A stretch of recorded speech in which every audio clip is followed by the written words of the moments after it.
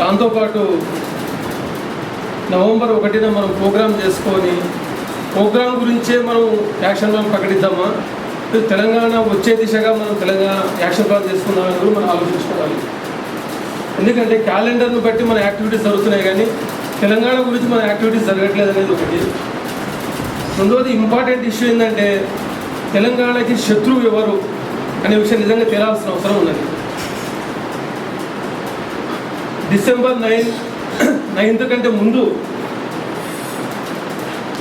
నాగం జనార్దన్ రెడ్డి గారు ఏ విధంగా ఉన్నారు, ఆ తర్వాత చంద్రబాబు నాయుడు చేసినందుకు ఆయన బయటకు వచ్చిన తర్వాత ఏ విధంగా ఉన్నాడు, అంతకుముందు ఆయన శత్రువుగా ఉన్నాడు, ఆ తర్వాత మనకు మిత్రుడిగా మారాడు. వీళ్ళు ఎందుకు ఈ విధంగా మారుతున్నారు? ఈరోజు కూడా తెలంగాణ గురించి మాట్లాడేటోళ్ళు రేపు తెలంగాణ వచ్చిన తర్వాత తెలంగాణ ప్రజలకు శత్రువులుగా వీళ్ళు మారుతారా, మిత్రులుగా ఉంటారా? అసలు తెలంగాణ మనకు ఎందుకు కావాలి?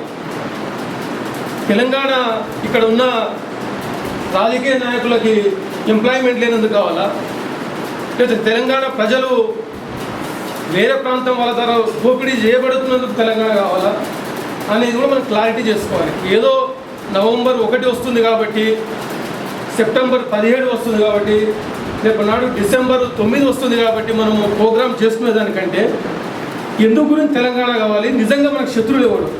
మరి ప్రతి ఒక్కరు నాకు తెలంగాణ కావాలి, తెలంగాణ నాగం జనార్దన్ రెడ్డి అదే అంటాడు, బీజేపీ కూడా అదే అంటాడు, కాంగ్రెస్ కూడా అదే అంటాడు, ప్రతి ఒక్కరు అదే అంటాడు. చివరికి ఒక్కోసారి మాటల్లో లగడపాటి కేసీఆర్ కూడా ఐలోలు చెప్పుకుంటారు. మరి అసలు ఎవడు తెలంగాణ శత్రువు? తెలంగాణ ఎవరికి కావాలి? ఈ విషయము తేల్చి మనలో క్లారిఫికేషన్ వచ్చి నిజంగా ప్రజల పక్షాన ప్రజల బాధలను తీర్చే విధంగా ఇంతకుముందు చాలా మంచి ఎగ్జాంపుల్ చెప్పాడు. సర్వే సత్యనారాయణ చూస్తే నాకు సిగ్గు అనిపిస్తుంది, వీడు తెలంగాణలో ఎందుకు పుట్టిండు అని చెప్పి. ఎంతసేపు అమ్మ అమ్మ అమ్మ అని మాట్లాడతాడు.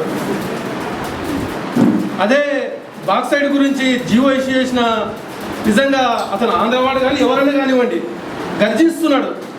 అమ్మ కాళ్ళ దగ్గర ఉన్నాడా, తలపైన ఉన్నాడా కానీ గర్జిస్తున్నాడు.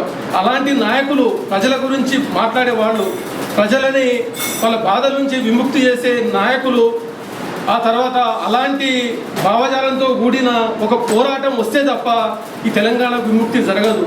అంతేగాని ఆ విధంగా మనము యాక్షన్ ప్లాన్ చేసుకోవాల్సిన అవసరం ఉంది. నవంబర్ 1కి సంబంధించి మీరు చేసే ఏ ప్రోగ్రాంకైనా మా తెలంగాణ డాక్టర్స్ అసోసియేషన్ తరఫున, తెలంగాణ ప్రజల తరఫున మేము మద్దతు తెలియజేస్తున్నాను. జై తెలంగాణ.